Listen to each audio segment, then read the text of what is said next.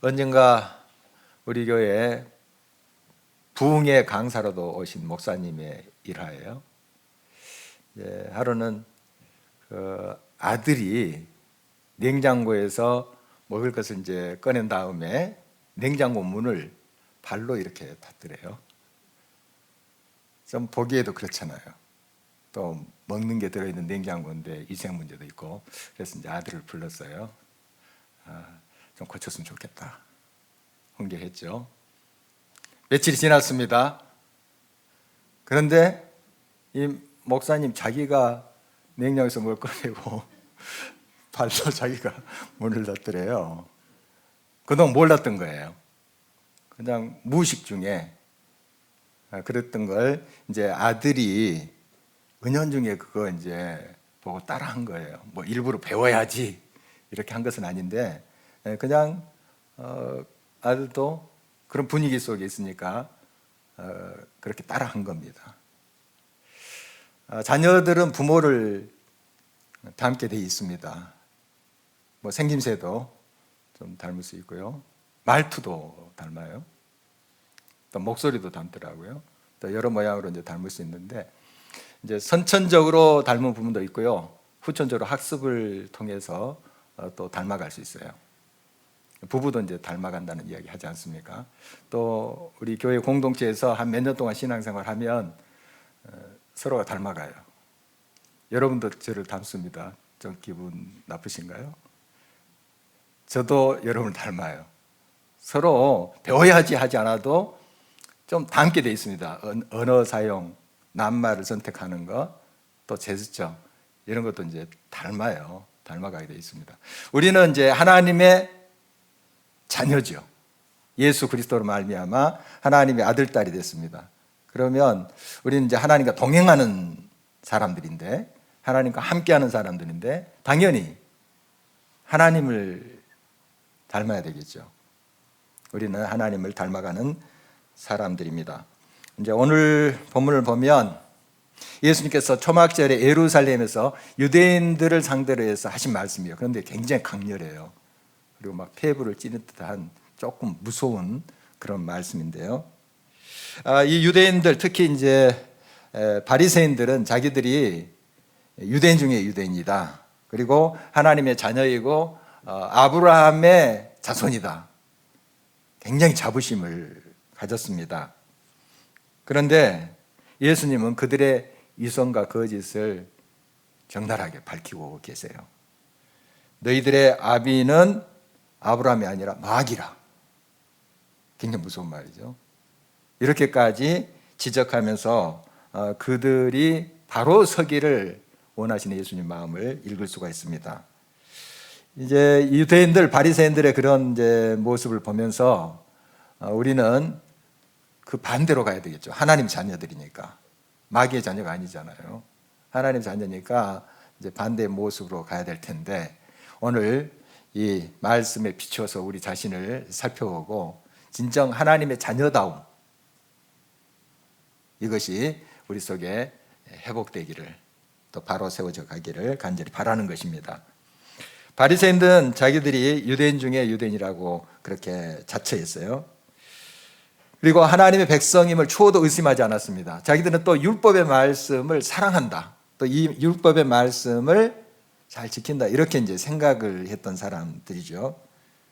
그런데 그 율법에서 미리 말씀하신 메시아, 그리스도, 구세주가 지금 앞에 계시잖아요. 예수님 앞에 계시는데 그 예수님을 영접하지도 않고 그 말씀도 받아들이지 않는 거예요. 그렇다면 어떤 결론인가 하면 그동안 자기들이 연구하고 또 읽고 했던 그 율법을 바로 보지 못했다는 결론입니다. 그들이 율법을 바로 보고 이해했다면 그 율법에서 말씀하신 그분이 지금 앞에 계시잖아요. 알아봐야 되잖아요. 그리고 그분의 음성을 들어야 되는데 지금 그분을 배척하고 죽이려고까지 했어요. 그렇다면 그들은 율법을 잘못 대하고 있었던 거예요. 이걸 이제 예수님께서 지적하는 것을 보게 됩니다. 예수님께서 여지없이 그들의 유성과 거짓을 깨뜨리셨죠. 성부 하나님께서 보내신 그 아들을 믿지 않고 들으려고 하지도 않았습니다. 죽일 생각부터 했으니 그들은 하나님의 자녀가 아니라 예수님이 지적한 대로 마귀의 자녀다 하는 것입니다. 예수님 그들의 실체를 명백히 이제 밝히셨는데 본문 44절 말씀 보실까요? 너희는 너희 아비 마귀에서 났으니 너희 아비의 욕심대로 너희도 행하고자 하느니라. 그는 처음부터 살인한 자요 진리가 그 속에 없으므로 진리에 서지 못하고 거짓을 말할 때마다 제 것으로 말하느니 이는 그가 거짓말쟁이요 거짓의 아비가 되었습니다. 유대인들을 이제 아브라함의 자손이라 말하기커녕 마귀의 자녀다 이렇게 말씀하시는 거예요. 우리 열매로 그 나무를 알 수가 있습니다. 사과 열매가 이렇게 맺혀 있으면 사과나무구나. 또 배가 이렇게 열려 있으면 배나무구나. 사실 저는 이제 배나무인지 사과나무인지 잘 구별을 못합니다. 못하는데 열매가 열려 있으면 알아요. 마찬가지로 지금 이 유대인들, 바리새인들 특별히 그들의 삶을 이렇게 보면 하나님의 자녀 열매를 맺히지 못하고 있는 거예요. 막 살이와 죽이려고 하고 있잖아요, 지금. 그리고 메시아신 예수 그리스도의 말씀을 안 듣고 하는 걸 보면은 그들의 모습과 행실을 보면은 하나님의 자녀가 아니에요. 마귀의 자녀다 하는 것입니다. 예수님이 그것을 지금 지적하고 있습니다. 그들은 아비 마귀와 같이 자기의 욕심을 따라서 행하고 있었던 것이죠. 모양은 좀 거룩한 모습입니다. 회칠한 무덤처럼 깨끗한 것 같아요. 그러나 안에는 썩은 것이 가득했습니다.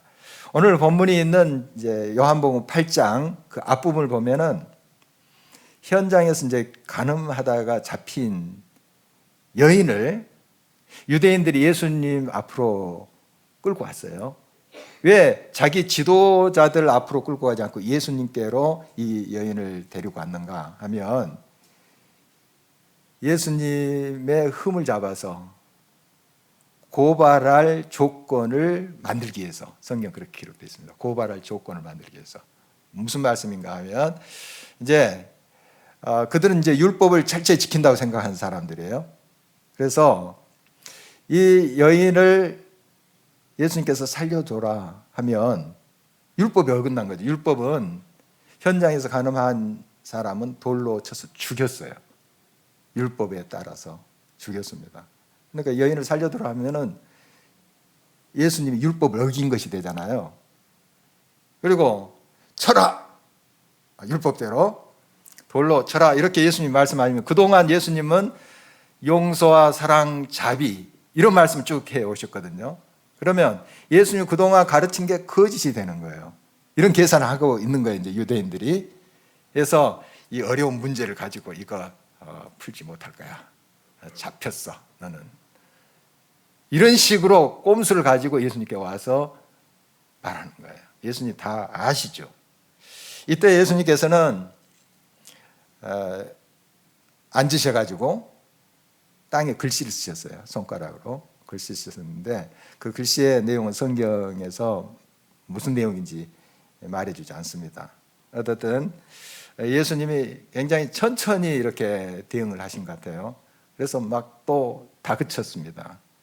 죽여야 되느냐 살려야 되느냐, 돌로 쳐야 되느냐 살려보내야 되느냐, 막 유대인들이 그렇게 질문하는 거예요. 예수님 이제 천천히 일어나셨습니다. 그리고 이렇게 말씀하셨죠.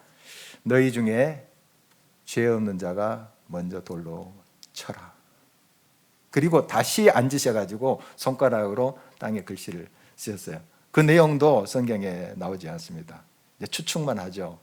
아마 그들이 은밀히 범한 죄의 목들을 쫙 이렇게 그 땅에다 적었을 것이다. 뭐 이런 추측을 하는데 성경은 이 부분에 대해서 잠잠합니다. 어떻든 그들이 예수님의 말씀과 행하시는 그 모습을 보면서 양심의 가책을 받았다 그랬어요. 그리고 어른로부터 젊은이까지 한 사람씩 한 사람씩 물러갔습니다. 이들은 사실 드러나지는 않았지만은 그들의 삶 속에서 간음과 음행을 저질렀던 사람들이 밝혀지진 않았죠. 그래서 그렇게 밝혀진 사람에 대해서 정죄하고 돌을 들어서 침으로써 나는 아니야 하는 걸 보여주는 거예요. 참 얼마나 큰 이선인가요? 하나님의 자녀는 자기의 욕심대로 살지 않습니다. 자기의 정욕대로 살지 않습니다. 자기 중심의 욕망을 따르지 않습니다. 하나님의 자녀는 자기의 욕심을 비우고 하나님의 말씀을 따라서 사는 사람들입니다. 자기 중심이 아니라 말씀 중심의 삶을 사는 사람들이 우리 하나님의 자녀들이에요. 그래서 늘 하나님의 말씀, 그 진리가 우리 속에 있으므로 자유롭게 사는 사람들입니다. 자유롭게 사는 삶이 이런 마음대로 산다 하는 것이 아니에요. 어떤 상황 속에서도 떳떳함이 있다는 거예요. 어려운 일을 당해도 떳떳함이 있어요. 왜냐하면 진리대로 사니까, 진실되게 사니까. 때로는 불이익을 당해도 떳떳합니다. 진리가 있으니까. 말씀대로 사는 사람의 특징이죠. 하나님의 말씀을 듣고 순종한지 그것을 보면 진정 하나님께 속한 것인지 아닌지를 분별할 수 있습니다. 47절을 주목하십니다. 하나님께 속한 자는 하나님의 말씀을 듣나니 너희가 듣지 아니함은 하나님께 속하지 아니하였음이로다. 예수님께서 하신 말씀은 성부 하나님의 말씀과 똑같아요. 삼일체 하나님. 예수님이 지금 말씀하시잖아요. 유대인들에게. 하나님이 하신 말씀이에요. 똑같은 말씀입니다. 그런데 지금 예수님의 말씀을 거부하고 무시하고 있잖아요. 죽이려고까지 하고 있습니다. 예수님을. 자, 그렇다면 하나님의 말씀을 그들이 무시하고 있는 거예요. 우리는 하나님 말씀대로 살아. 하나님 뜻대로 살아. 이렇게 했던 사람들 아닙니까? 그러나 실제로는 하나님의 말씀을 지금 무시하고 있는 거죠. 그래서 결과적으로 하나님께 속한 자들이 아니다 하는 거예요. 마귀에게 속한 자들이다 하는 것입니다. 이 요한복음을 보면 굉장히 좀 논리적이에요. 처음부터가 말씀이 계셨다. 로고스, 말씀. 그 말씀이 하나님과 함께 계신데 그 말씀이 또 하나님이라. 이렇게 쫙 풀어가잖아요. 그런 거 보면 예수님이 이제 이렇게 유대인들에게 접근하고 또 설명하는 모습을 보면 굉장히 논리적이에요. 바로 자신이 하나님의 아들이심을 증명하고 그 하나님의 아들은 자기 말을 하는 것이 아니라 아버지의 말을 한다. 아버지의 말을 지금 전하고 있다. 그럼 너희들이 지금 내가 전하는 이 말을 듣지 않는 것은 아버지의 말을 듣지 아니한 것이다. 그러므로 너희는 아버지께 속한 자가 아니야. 딱 이런 결론이 나오죠. 하나님의 자녀는 예수님의 말씀을 즐거워해서 늘 열린 마음으로 이 말씀을 받아들이는 사람들입니다. 하나님의 진리의 말씀을 받아들여서 그 말씀 중심으로 사는 사람들이에요. 우리 인간은 중심에 자기를 채우든지 아니면 말씀을 채우든지 두 가지 중에 하나예요. 자기 중심의 삶 아니면 말씀 중심의 삶. 자기 중심의 삶은 자기 생각대로 소견대로 사는 거예요. 말씀 중심 하나님의 뜻대로 사는 거예요. 두 가지입니다. 말씀 중심의 삶을 사는 자는 하나님께 속한 자고 자기 중심대로 사는 사람 마귀에게 속한 거예요. 아주 명확합니다. 지금 이 유대인들, 이 바리새인들 보면 하나님 말씀을 지금 무시하고 있잖아요. 그러므로 하나님께 속한 자들이 아니죠. 우리 속에 예수님의 말씀이 없으면 그 자리에 인간의 욕망이 항상 자리를 채웁니다. 그렇듯이 겉을 꾸미긴 하지만 그러나 욕심은 어느 순간 드러나게 돼 있습니다. 겉으로 드러나게 돼 있죠. 마귀는 처음부터 이제 살인한 자다. 오늘 이렇게 성경에서 기록하고 있는데요. 마귀의 자녀인 그런 유대인들 속에는 살이와 정죄가 가득 차 있었습니다. 율법을 갖다 대어 죄인을 처단하는 것이 하나님의 공의를 세운 것이라고 그들은 믿었습니다. 물론 잘못된 것을 바로잡는 것이 율법의 기능이에요. 바로 잡아야 됩니다. 그러나 잘못을 바로잡는 궁극적인 목적이 무엇인가 하는 걸 잊지 말아야 돼요. 그건 살리는 거예요. 살리는 거예요. 칼을 들어서 찔러서 죽이는 것이 아니라 그걸 수술해서 살리는 거예요. 아프더라도.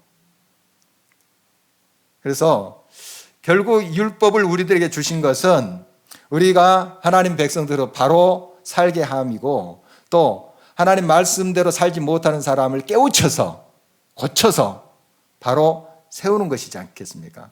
율법의 기능은 살리는 거예요.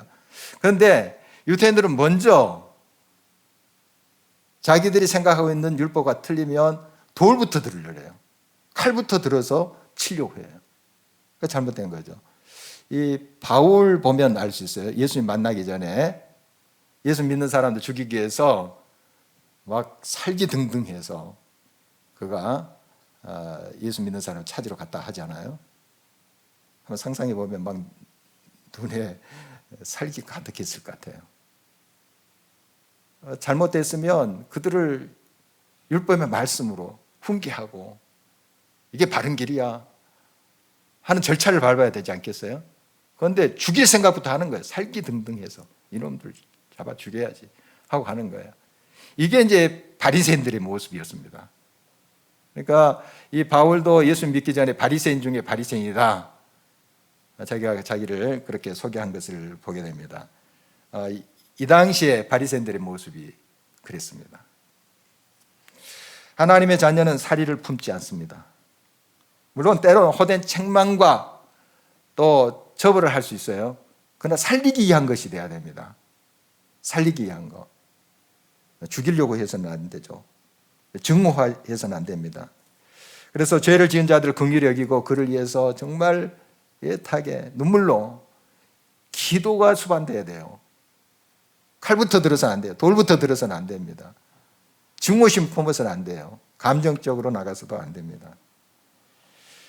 하나님의 자녀는 예수님처럼 자비와 용서의 사람이다 하는 것입니다. 미국 워싱턴 대학교 심리학과 교수인 엘마 게이츠는 이런 실험을 했어요. 사람이 말하면 이제 침이 튀기잖아요. 저도 지금 좀 침이 튀길 텐데, 우리가 이제 코로나19 상황에서 마스크를 쓰는 이유가 그거잖아요. 비말 방지하기 위해서. 그런 이유도 있습니다. 어떤 이 침을 이제 연구를 했대요. 보통 이렇게 말을 할 때는 그 침의 파편, 그 침전물이 무색이래요. 근데 마음에 이제 사랑을 품고 훈훈한 이렇게 말을 할 때 이제 튀기는 이제 침의 파편이 있을 거 아니에요. 그것을 이제 그 침전물을 봤더니 분홍빛을 띠고요. 미워하는 막 증오하는 막 해서 막 욕을 퍼붓고 그런 이제 말할 때 튀기는 침의 침전물을 봤더니 짙은 갈색 됐대요. 이 짙은 갈색의 침을 모아서 실험쥐에게 주사를 했더니 3분 안에 죽었대요. 이런 과학적인 연구들이 많습니다. 많아요. 여러분, 침 파편을 모아서 주사를 해도 죽입니다. 그런데 더 많은 침을 우리가 삼키잖아요. 말하는 사람은 독을 삼키는 거예요.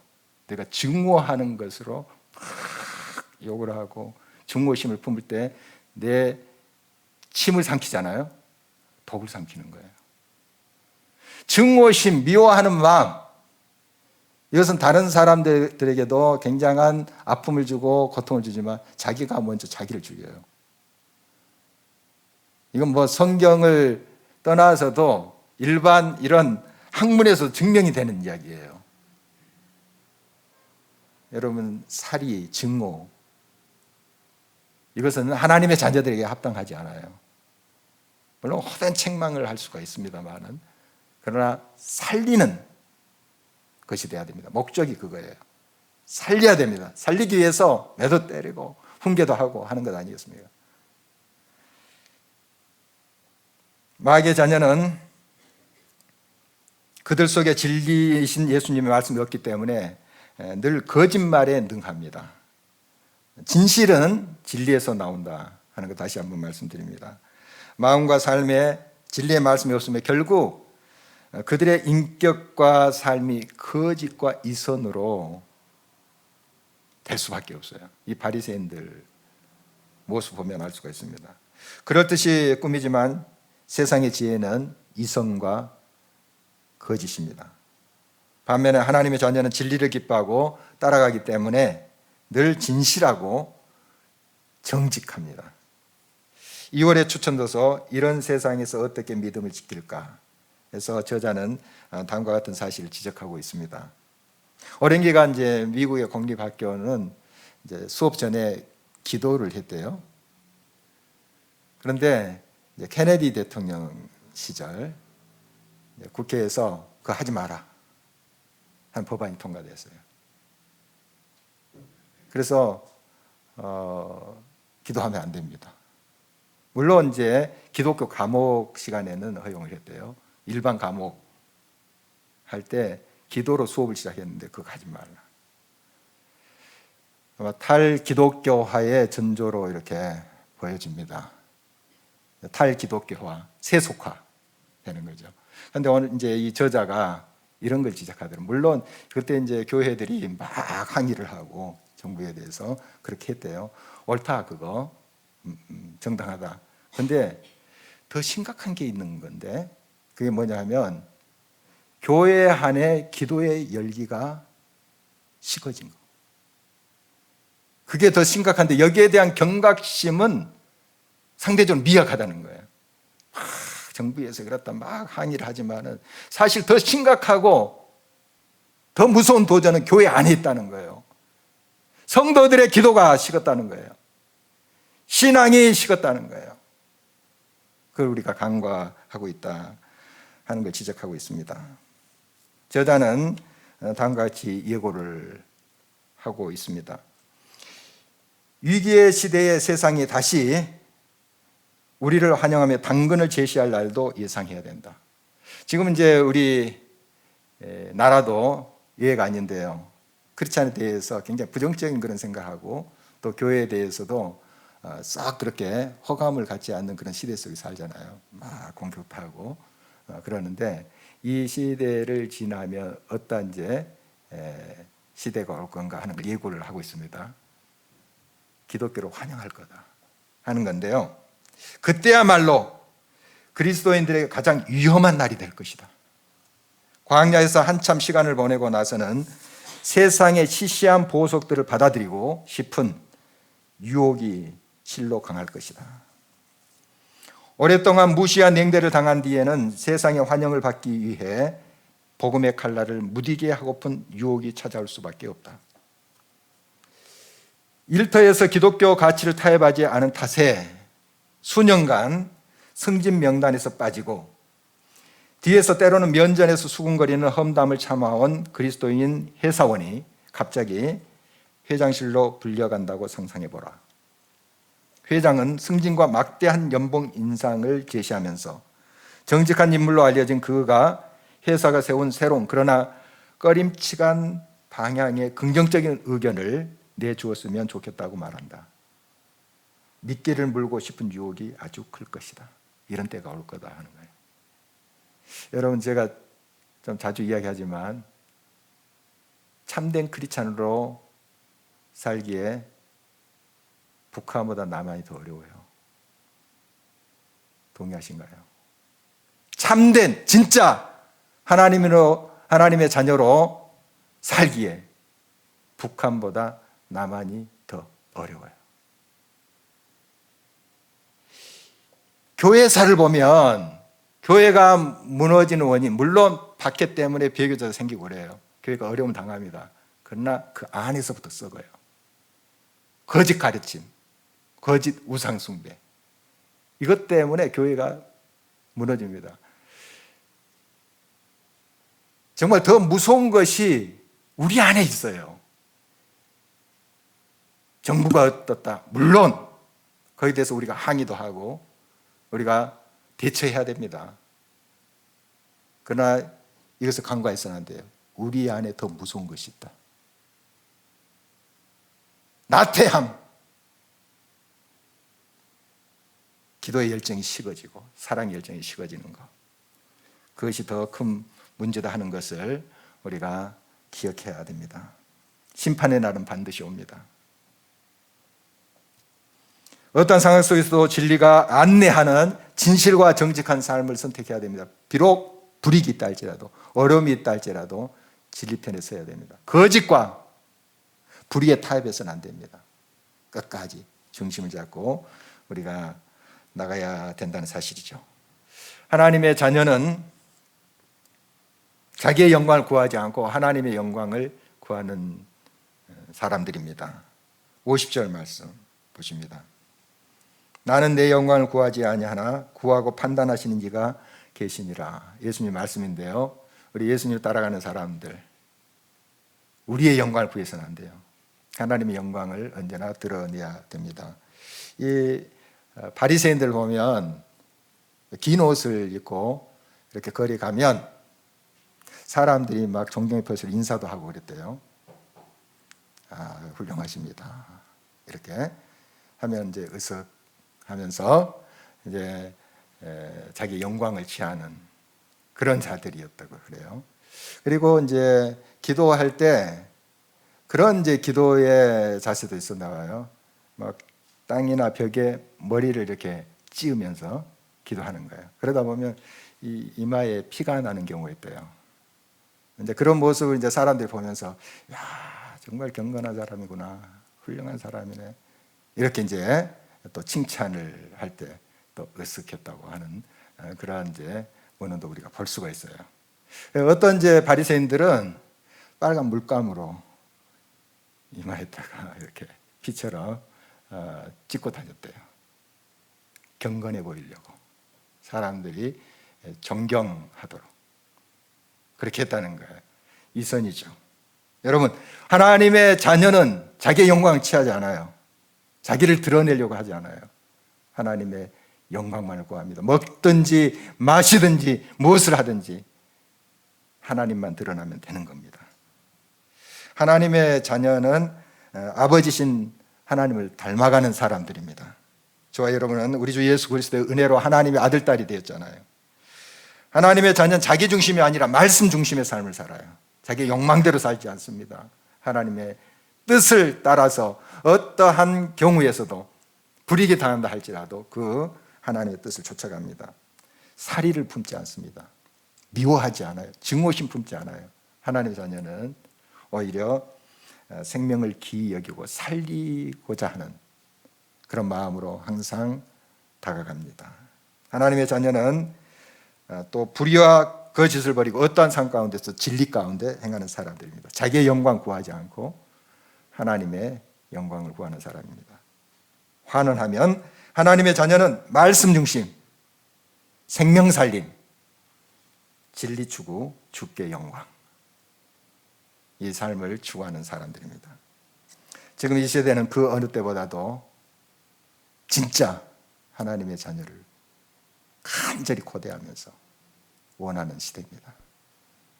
하나님의 신실한 자녀들 되실 주의 이름으로 축원합니다.